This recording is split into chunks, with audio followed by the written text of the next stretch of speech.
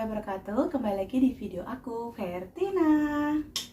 Video aku kali ini aku mau sharing ke kalian semuanya ya moms, bun, tentang program hamil yang aku jalanin kemarin.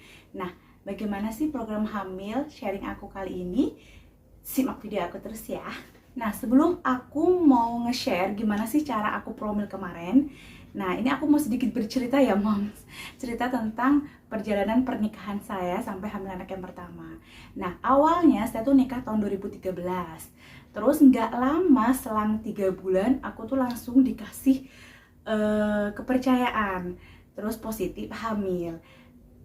Menjalanin proses kehamilan secara bahagia dong ya moms, karena nggak lama dari itu kan kita langsung hamil. Terus di tahun 2014 bulan Februari itu aku melahirkan anak yang pertama. Alhamdulillahnya persalinanku normal, tanpa ada jahitan, dan bener-bener aku ngerasain yang kehamilan nggak ada keluhan apa-apa, persalinan yang aman, terus melahirkan dengan normal tanpa dijahit. Itu bener-bener luar biasa. Jadi nggak ada trauma untuk hamil lagi gitu kan. Setelah melahirkan itu moms, aku nggak langsung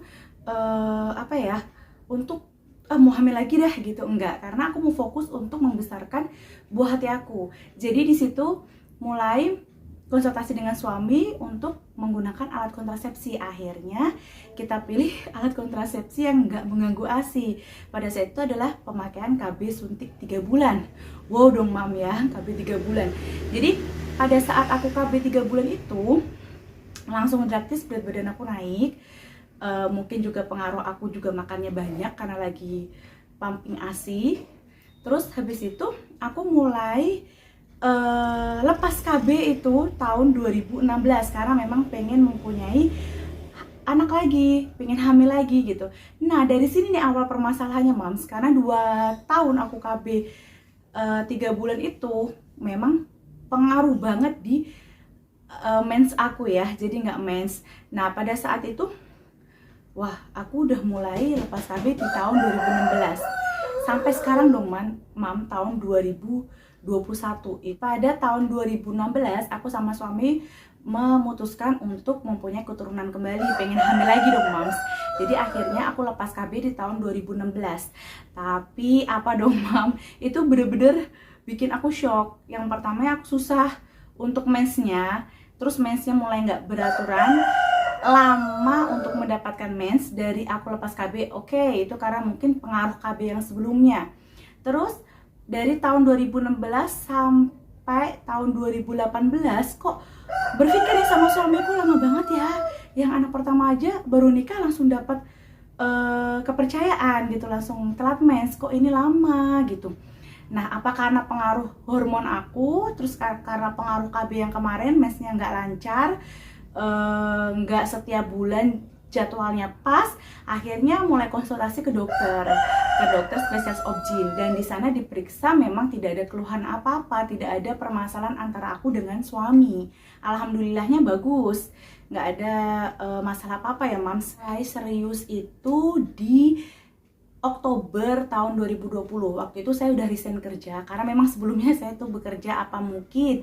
Saya berpikiran karena saya capek, waktunya nggak pas sama suami. Nah akhirnya saya memutuskan untuk resign dan saya mulai fokus untuk menjalankan program hamil saya secara mandiri. Apa sih yang kemarin aku lakukan dari program hamil aku di bulan Oktober 2020 itu? Hal yang pertama yang saya lakukan itu kemarin itu moms adalah memperbaiki pola makan nutrisi saya dengan suami. Mungkin saya berpikiran dengan makanan yang sehat itu akan mempengaruhi di kesehatan saya gitu. Yang kemarin saya mungkin kerja dengan banyak makan makanan junk food, makan makanan yang siap saji, jajanan yang kurang higienis, atau bukan cuma kurang higienis, kurang bernutrisi, nutrisinya kurang pas. Jadi itu juga mempengaruhi di program hamil saya. Jadi kemarin langkah pertama yang saya lakukan adalah merubah semua pola nutrisi yang saya makan, saya konsumsi dengan suami. Nah, saya mulai perbanyak makan sayuran, seratnya tuh tinggi, protein tinggi.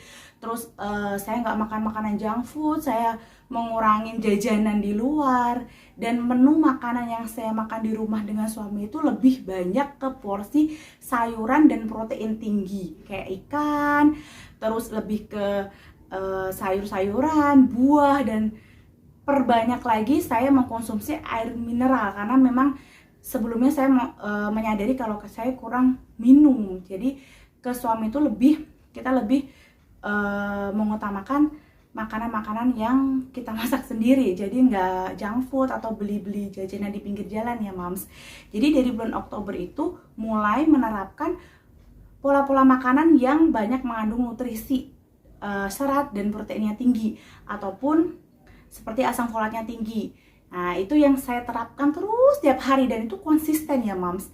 Nah dari situ saya mulai mendapat bonus, yaitu berat badan saya setelah resign itu adalah 68 kilo. Ya 68 kilo pada saat saya mulai mengkonsumsi nutrisi atau pola makan saya lebih sehat, itu bonusnya berat badan saya agak berkurang. Nah setelah mengkonsumsi makanan yang sehat itu, saya merasa lebih sehat ya Moms. Yang pastinya karena awal saya keluar resign dari pekerjaan itu berat badan saya 68 kilo. Nah setelah saya mulai mengatur pola makan yang bergizi itu, aduh belepotan ya Moms. Jadi mulai makan makanan yang lebih bernutrisi, bergizi itu lebih sehat itu, bonusnya di saya itu adalah berat badan saya turun. Berat badan saya turun, terus saya merasa lebih fit, lebih sehat, nggak gampang ngantuk, dan yang pasti menstruasi saya tuh bener-bener bagus Moms. Saya ngerasain sendiri yang biasanya saya bisa lebih cepat, lebih lambat, ini konsisten meskipun memang ada yang kadang lebih lambat 2 hari, 3 hari itu masih wajar, nggak sampai yang kadang sebulan nih saya nggak mens, kadang mensnya sedikit-sedikit. Nah ini mensnya bener-bener lancar kayak yang pertama kali saya sebelum nikah gitu. Nah, selain itu, saya juga ngerasain tubuh saya lebih fit, lebih semangat melakukan semua aktivitas, dan gak gampang ngantuk ya itu ya Mam ya.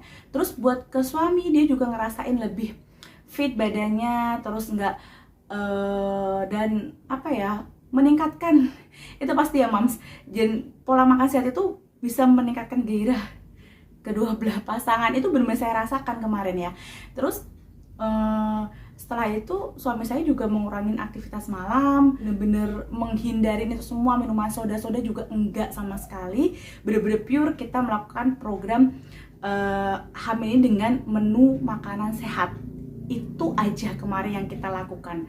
Nah setelah itu mulai mens saya bagus, saya mulai menghitung masa subur dan mulai menjadwalkan berhubungan dengan suami. Jadi kemarin itu waktu yang berhubungan saya dengan suami itu juga nggak sering Moms. Jadi pada saat saya sudah mulai mensnya teratur, saya bikin jadwal untuk berhubungan ke suami itu maksimal 1 minggu itu 3 kali.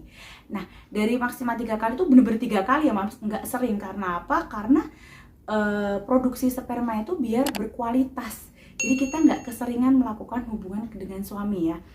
Enggak yang sehari itu 3 kali, enggak ya Mams, tapi seminggu itu maksimal saya 3 kali.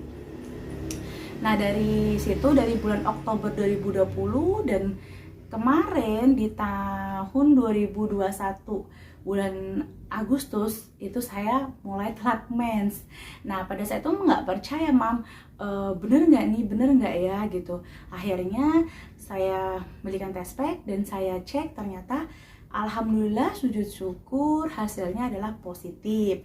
Dan dari situ bener-bener saya mengambil apa ya, hikmahnya ya, atau situ terus saya sama suami bener-bener berpikiran ternyata percuma dong kita melakukan program hamil tapi kitanya nggak memperhatikan kesehatan gitu. Jadi memang utama dari semuanya itu adalah kesehatan, menjaga pola makan, menjaga tubuh kita supaya sehat, biar semua yang ada di dalam tubuh kita, sel-sel kita itu juga menjadi sehat, reproduksi bagus, siklus mens bagus, stamina bagus, gairah bagus, dan buat ke suami juga lebih sehat.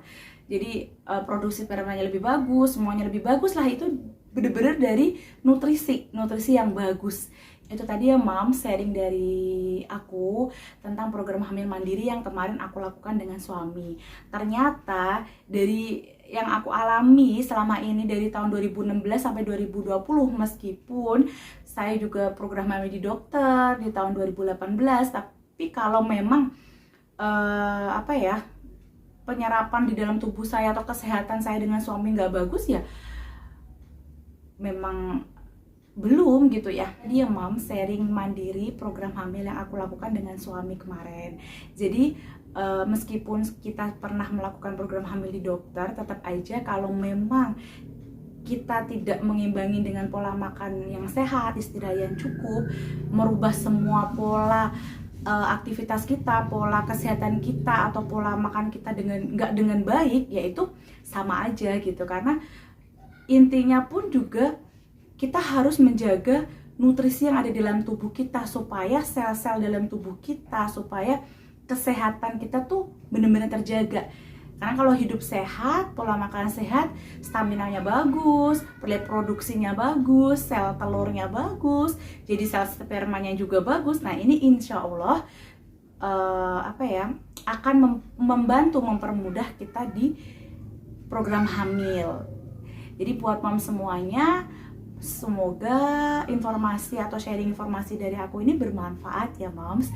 Dan buat semuanya Moms yang lagi melakukan program hamil, jangan pernah putus asa, jangan pernah down atau jangan pernah putus asa untuk tetap semangat dan tetap berjuang untuk melakukan program hamil. Karena tetap meskipun kita berikhtiar, kita pasrahkan semuanya ya, karena itu rezeki tetap balik lagi. Yang pasti kita jangan pernah putus asa ya Moms, dan selalu berpikiran positif. Semoga sharing informasi aku kali ini bermanfaat buat kita semua. Wassalamualaikum warahmatullahi wabarakatuh. See you.